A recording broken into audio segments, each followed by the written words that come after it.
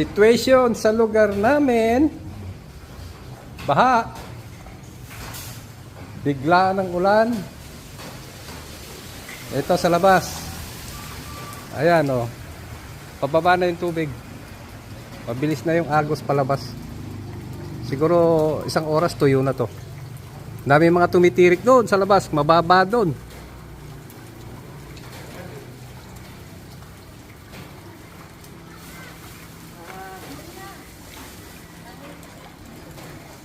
Linis-linis ng garahe.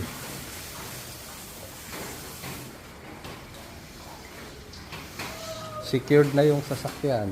Dito sa pamangkin ko, ayan, naglilinis na siya. Naglilinis na sila. Sa kuya ko may tubig pa sa labas, oh. Sa may ano niya, oh.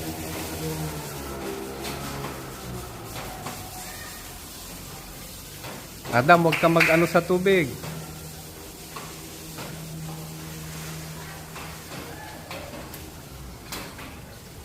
Malakas, mabilis na yung agos palabas. Mabilis na tong bababa.